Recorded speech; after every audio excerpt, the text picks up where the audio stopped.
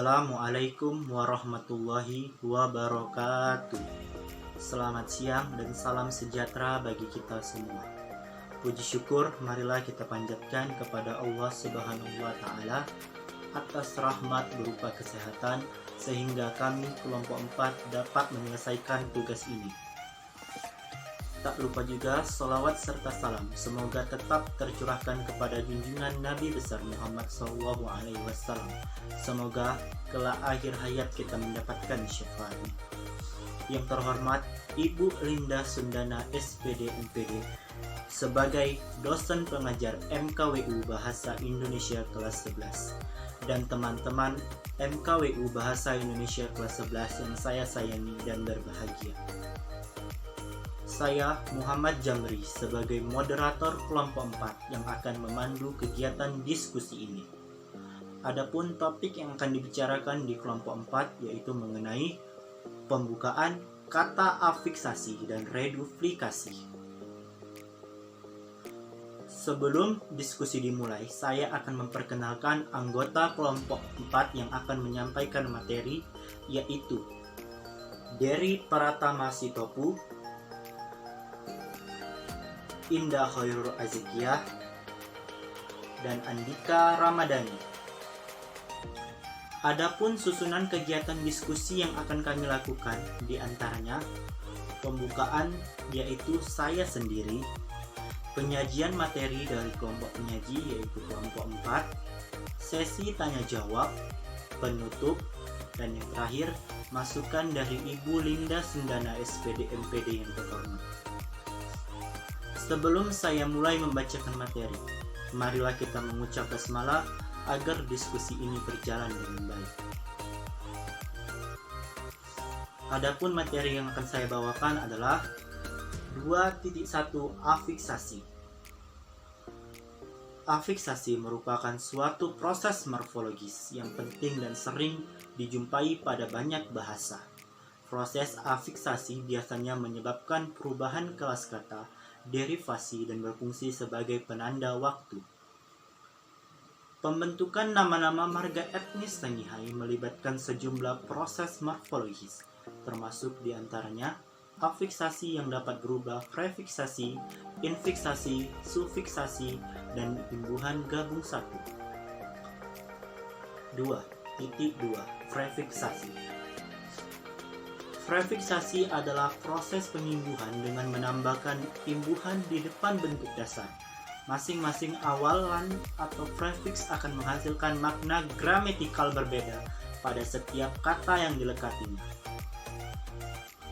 Prefiks selalu berbentuk morfem, terikat, sehingga harus melekat pada sebuah morfem bebas, dan membentuk morfem bebas yang dilekatinya menjadi sebuah kata yang baru dengan makna gramatikal yang baru. Penelitian ini menemukan beberapa prefiks pada pembentukan nama-nama marga etnis Sangihe. Berikut ini akan dijelaskan beberapa prefiks tersebut, yaitu A. Prefiks maka.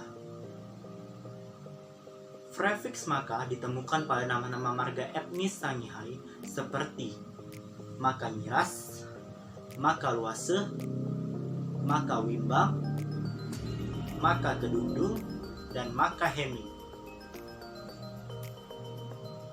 B. Prefiks tama. Setelah prefiks maka, pada nama-nama marga etnis Sangihe juga ditemukan prefiks lain yaitu prefiks tama. Dan yang terakhir, prefiks pang. Selanjutnya ditemukan juga prefiks pada nama marga Pangendaheng. Selanjutnya, materinya akan disambung oleh teman saya. Baik teman-teman, saya akan melanjutkan presentasinya. 1.2 Infiks.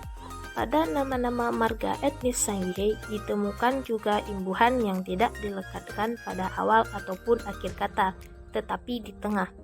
Bentuk afiks seperti ini disebut sebagai infiks. Pada nama-nama marga etnis Sangihe ditemukan dua buah infiks, yaitu infiks im dan 1.3 Sufiks. Setelah proses pengimbuhan yang berupa prefiksasi dan infiksasi, proses morfologis lain yang juga ditemukan pada pembentukan nama-nama marga etnis Sanggihai adalah sufiks atau imbuhan yang diletakkan setelah bentuk dasar. 1.4 Imbuhan gabung. Setelah beragam afiks seperti prefiks, infiks, dan sufiks yang telah diuraikan sebelumnya, pada nama marga etnis Sanggihai ditemukan juga imbuhan gabung seperti Takaliwungang dan Takasanggiheang. Imbuhan gabung atau disebut juga kombinasi imbuhan berbeda dengan konfiks. Konfiks merupakan imbuhan yang membentuk satu kesatuan dengan bentuk dasar serta memiliki kesatuan makna gramatikal, sedangkan imbuhan adalah gabungan beberapa afiks. Reduplikasi adalah bentuk pengulangan baik terhadap seluruh bentuk dasar maupun sebagai bentuk dasar atau reduplikasi parsial. Jadi yang diulang tidak berupa seluruh bentuk dasar, melainkan hanya sebagian, yaitu dengan mengulangan morfem pertama pada kata dasar dengan penambahan fonem vokal A dan U. Bentukan diulang pada fonem pertama dari bentukan dasar. Nama marga Paparang berasal dari kata parang, yaitu perang, yang mengenai reduplikasi pada forum P dengan penambahan vokal A sehingga menjadi paparang. Reduplikasi ini memberikan makna gramatik alat pada kata baru yang dibentuk. Jadi paparang berarti alat untuk berperang. Bentuk nama marga Lahose sebenarnya adalah Hahose yang dibentuk dari pengulangan forum H dan penambahan vokal A, tetapi diturunkan menjadi Hahose karena pengaruh dialek. Terjadi juga pengulangan forum awal dengan penambahan vokal U, memberikan makna gramatik sedang membuat. Ciri-ciri proses pengulangan reduplikasi antara lain sebagai berikut: menimbulkan makna gramatik, 2. Terdiri lebih dari satu morfem, 3. Selalu memiliki bentuk dasar, 4. Pengulangan pada umumnya tidak mengubah golongan kata atau mengubah golongan kata atau kelas kata, apalagi suatu kata ulang berkelas kata benda. Bentuk dasarnya pun berkelas kata benda. Begitu juga apabila kata ulang itu berkelas kata kerja. Bentuk dasar kata ulang selalu ada dalam pemakaian bahasa. Maksudnya dalam pemakaian bahasa adalah dapat dipakai dalam konteks kalimat menentukan bentuk dasar ulang. Setiap kata ulang memiliki satu yang diulang disebut dasar. Sebagai kata ulang dengan mudah dapat ditentukan bentuk dasarnya.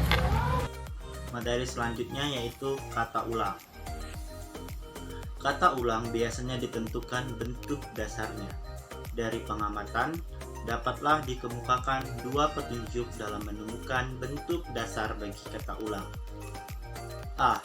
Pengulangan pada umumnya tidak mengubah golongan kata. Misalnya, 1.